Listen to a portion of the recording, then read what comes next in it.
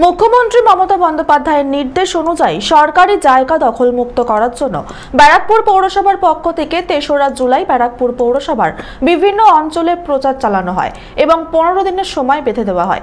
নির্দিষ্ট সেই সময় অতিক্রম হওয়ার পর এবার ব্যারাকপুর পৌরসভার পক্ষ থেকে পুলিশ প্রশাসনের সহযোগিতায় সরকারি জমি দখলমুক্ত করা হলো বৃহস্পতিবার। এদিন Barrackpore SN Banerjee road, Barrackpore SM Ali road, Barrackpore rail station, Barrackpore Barasat road দখলমুক্ত করার কাজ করা হয়। ব্যারাকপুর এসএন ব্যানার্জি রোডে থাকা তৃণমূল কংগ্রেসের দলীয় কার্যালয়ও ভেঙে দেওয়া হয় ব্যারাকপুর পৌরসভার পক্ষ থেকে। এদিনের অভিযানে উপস্থিত ছিলেন অতিরিক্ত নগরপাল ট্রাফিক ব্যারাকপুর সৌম্যনন্দ সরকার, টিটাগড় থানার ভারপ্রাপ্ত পুলিশ আধিকারিক তাপস কুমার নস্কর, ব্যারাকপুর ট্রাফিক বিভাগের আধিকারিক রঞ্জন রুদ্র, ব্যারাকপুর সাব ট্রাফিক গার্ডের আধিকারিক দিলীপ দাস, ব্যারাকপুর পৌরসভার পৌর প্রধান উত্তম দাস, উপ পৌর প্রধান সুপ্রভাত ঘোষ, পৌর পিতা জিতব্রত পালিত সহ ব্যারাকপুর পৌরসভার আধিকারিকরা। এদিন সংবাদ মাধ্যমের মুখোমুখি হয়ে ব্যারাকপুর পৌরসভার পৌর প্রধান উত্তম দাস ও উপপ্রধান সুপ্রভাত ঘোষ কি বললেন শুনুন।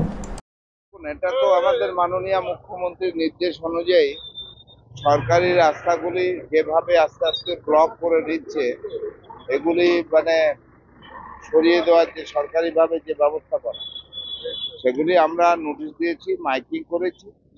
তাতে দেখা যাচ্ছে 90% দোকানদারাই তারা নির্দিষ্টভাবে নিজেরাই সরিয়ে নিয়েছে। এখন ওই 10% টোটাল ব্যারাকপুরে 10% দোকানদাররা আছে, তারা রেখেছে, তাদেরকে এবার বাধ্য হচ্ছে সরিয়ে দেওয়া যায়। আমরা এই মাসের 2-3 তারিখ আমরা নোটিশ করেছিলাম এবং মাইকিং করেছিলাম যে সরকারি জমি যারা দখল করে আছে তারা যেন সরকারি জমিটা ছেড়ে দেয়।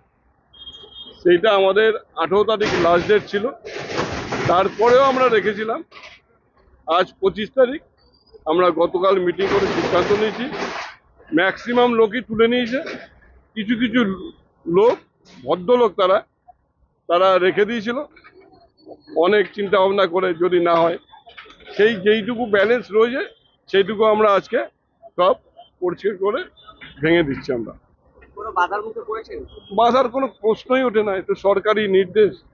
আমাদের সাথে পুলিশ প্রশাসন রয়েছে, সব প্রশাসন, এসডিও থেকে লোক আছে, থানা থেকে আছে, আমাদের পৌরসভার ইঞ্জিনিয়াররা আছে, আমাদের পঞ্চায়েত এসআই আছে, আরও এখানে কাউন্সিলররাও আছে।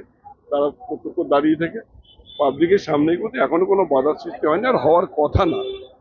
যেহেতু এটা একটা বিজি রোড, এই রোডে এই সাব ডিভিশনের লোক চলাফেরা করে, একটা কোর্ট আছে এখানে, এবং অনেক জায়গা আছে। আমাদের ব্যারাকপুর একটা ফুড হাব বলে বিখ্যাত, এখানে খেতে অনেক মানুষ আছে, কিন্তু প্রচণ্ড জ্যাম থাকে। এই জ্যামটাকে মূল উদ্দেশ্য এই জ্যামটাকে ক্লিয়ার করে রাখা, সাধারণ মানুষকে সুস্থভাবে চলাফেরার জন্যই আমরা এই ফুটপাথগুলো ক্লিয়ার করে দিচ্ছি। এটা বিকল্প বলতে আমরা এদের প্রত্যেকের ছবি এবং তাদের দোকানের পিকচার আমরা নিয়ে রেখেছি। ব্যারাকপুর থেকে সৈকত গাঙ্গুলির রিপোর্ট, চ্যানেল 24/7।